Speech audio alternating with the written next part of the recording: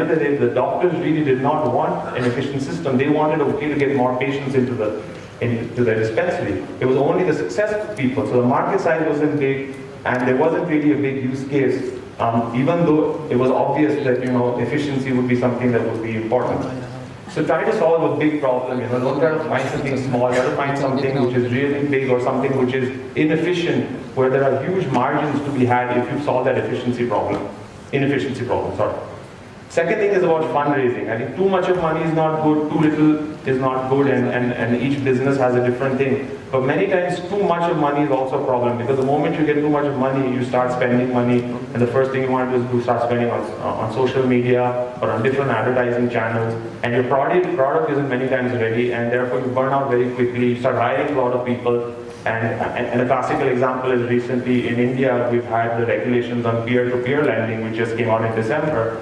Many people went out and raised money on the whole thought that P2P is the next big thing. People raised money, spent the money, and the market hasn't really scaled to the extent it has, because it's high net worth on one end, and people are out of money now. They've hired a whole amount of people, and most of the firms are struggling really, and there's no growth, and their CAC is only growing really. So I think the fundraise and founder dilution is a very critical thing, which is very unique in India. In India, most great founders own very little of the company as compared to China. If you take like for like, in China, founders own almost 20% dilution when they're $500 million plus. And in India, most of those founders are at 9%, 10%, because at the end of the day, they ended up diluting too much of money.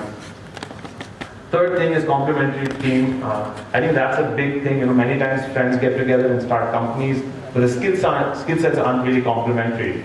And I think that's a big issue, because when you start thinking about that, you also need to think about what is eventually the org structure going to look like, who's going to be the CTO, who's going to start taking the marketing decisions. And many times in friends, it's very difficult to do that. That's why many great companies, one great company recently that I was part of was a company called LiveSpace, where actually the entrepreneur recruited his co-founder, who had just left Myntra, and it's a company that solves interior designing problems, and has created a whole home solution. So, and that company is already, I think in 3 years or 4 years, they're at almost a $200 million valuation, door to door, fresh. So I think when you have complementary teams, then you're much more objective, there's less emotion involved, your job is cut out, so you really can quick and go down to execution. Third thing is strong competition. Sometimes it's very difficult to get into a marketplace which is already well dominated. So a classical case in India is this NBFC space, which is the wholesale lending space, where the entry barriers are low, everybody wants to go in, very few people are getting funding because there's really no moat, and at the end of the day, other companies have become so big and powerful, it's very difficult. It's like getting into an e-commerce space where you already have Amazon and Flipkart. And even Snapdeal could really survive the whole strong competition. So it's very important that you look at what the competitive landscape is. Pricing, unit economics, I think that's a big thing as you start spending on social media, especially in consumer spaces. What is your CAC? What is your lifetime value going to look like? A lot of people spend money, for example, in India on two-wheeler auto insurance and trying to sell that digitally. But at the end of the day, you had a CAC of around 1,500 rupees. And the premium you made was 800 rupees. And then you think about, okay, I'm going to break even in 2 years, 3 years. Not such a great idea, because the product itself has low persistency. People at the end of the day have very low loyalties on two-wheeler insurance. So what are your unit economics, even when you start raising money? And as Rahul mentioned, it's easy to put all of these things in spreadsheet, but really, is this something that you've thought through, and when is your payback really going to happen for the money that you're spending? Perfecting the product. I think too much of time is spent on trying to perfect the product. I mean, you take a minimal viable product, you go to market, is a good idea, test it out, get customer feedback, and start moving on that product. And sometimes you realize the product is bad, and you're not having traction. I think it's better to just kill the product over it, And I think that's one thing which US is really great at, because there's no stigma of failure. You go out, you kill the idea, you kill the venture, start all over again. Recently, I was talking to an entrepreneur. He's from Colombia, spent 5 years in Colombia, in the US, IIT guy, and came back to Bombay, came up with an idea, working on it for 8 months with 3 team members. We chatted a little bit, and then he came back and he said, just last week that listen, we're shutting down the company, because it's not worth wasting, 3 people's precious time, with 5 years work X, on building an idea that really doesn't make sense. So I think it's also important to not be too, I mean, it's important to be passionate, but at the end of the day, to be objective. Last thing is marketing and focus. I talked about that, what medium are you using to really market the product? You don't always have to use social media. You can even use, feet on street. And that's one thing that India has really taught us, that most of the pure online companies have not done well. One of the companies I invested in is a company called Lenskart, which does specs. And they started off digitally, but after that they couldn't grow. So then they went out onto the franchisee route, and now they have around some 250 or 300 franchisees. So in India, most companies have actually succeeded on an offline and online model. It's not been only in an online model. And that's a very unique feature in Asia. And even we see Amazon now getting into the books and into the whole offline market. So we don't necessarily have to spend a lot of money always on Facebook marketing or on Google, at the end of the day, unless really you have a big target audience for it. And timing, I mean, this is something that we've learned by the expedition, which is that obviously right timing makes a big difference. When you have experience, you have a lot of data that you can look at, it makes sense to kind of use that. And that's where I feel having a good angel investor or a good mentor who's seen failures or who's seen success, who helps you really pivot at the end of the day. And second thing is having somebody at the end of the day who understands where you can go wrong, teams, org structure, because as you start scaling, the first piece of success is relatively easier. As again Rahul mentioned, you get funding, and then after that, really everything starts breaking down over there. So at that point of time, you really need advice, and you need an advisory board or whatever you call it, of people who've been successful. Some of the things that I like to see personally are put on the left side: strong problem-solving capabilities, a big vision of something that you want to solve, something where you can think strategically also. But strategy is a one-time thing, but then you need to be tactical in the way you think about things. You have an org structure broadly in mind, which is defined by your co-workers or your co-founders.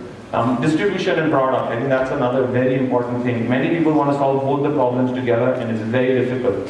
Some of the most valuable companies in some of the M&As that I've done are all companies which have a strong distribution network.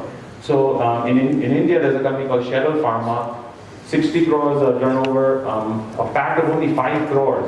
L'Oreal just bought them for 300 crores because they had a unique distribution model where they were selling cosmetics through salons. So they had 2,000 touch points of different salons where they were marketing their product. It was not an OTC product, you couldn't buy in the chemist.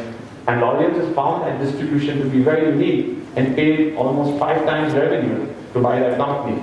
And more in countries like India, distribution is a very critical piece, because at the end of the day, it's not that easy to access. And I feel Nepal is a little bit like that also because of the transportation inefficiencies. If you have a unique distribution model, I think it's something to think about.